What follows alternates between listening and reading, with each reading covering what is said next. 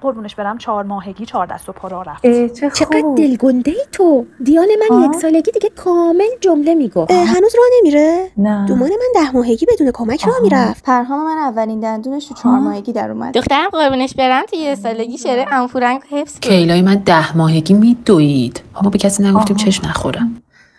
وای خدایا کی داره راست میگه؟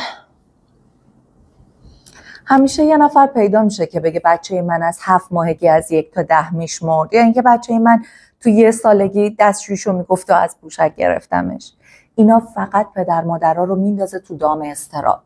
ولی واقعیت اینه که رشد بچه ها یه مسیر مشخصی داره و برای فهمیدنش باید از ابزارهای درستش استفاده بکنیم، نه مقایسه کردن با بچه مردم.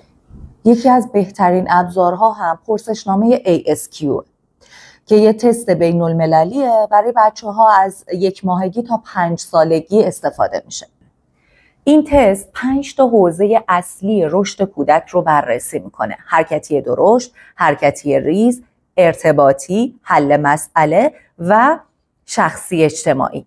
حالا چطور انجامش بدیم؟ روش انجام این تست به این صورت هستش که سرپرست بچه، کسی که بیشتر با بچه در ارتباطه، پدر، مادر یا پرستار، هر چند ماه 1 بار توی خونه میتونه این تست رو انجامش بده. سوالهایی پرسیده میشه از سرپرست که بچه شما میتونه این کارو بکنه یا نه. برای همه حوزه ها سوالهاش رو میگم در ادامه ویدئو. به سوالها باید با بله، گاهی اوقات و نه جواب بدید. بله یعنی این بچه میتونه این کارو کاملا انجام بده، گاهی اوقات یعنی کامل یاد نگرفته اما بعضی وقتا میتونه، نه هم که یعنی اصلا یاد نگرفته. هر کدوم از اینا امتیازی داره. بله 10 امتیاز، گاهی اوقات 5 امتیاز و نه هم 0 امتیاز. در انتها امتیازها رو با هم جمع میکنید و میبینید که توی محدوده نرمال هست یا نه، که اگر امتیاز پایین تر از محدوده نرمال بود بتونید سریعا با پزشک مشورت. یه چیزی رو دقت بکنید، این تست یه ابزار تشخیصی پزشکی نیست. این فقط یه راهنما برای والدینه که بتونن توی خونه فرآیند رشدی بچه‌شون رو اندازه‌گیری بکنن و خیالشون راحت بشه، تو دام مقایسه نیافتن. بریم برای هر حوزه مثال بزنیم که بدونید سوالاش چطورین و اصلا هم سخت نیستن. مثلا تو حوزه حرکتی درشت میپرسه آیا کودک شما میتونه بدون کمکتون چند قدم برداره؟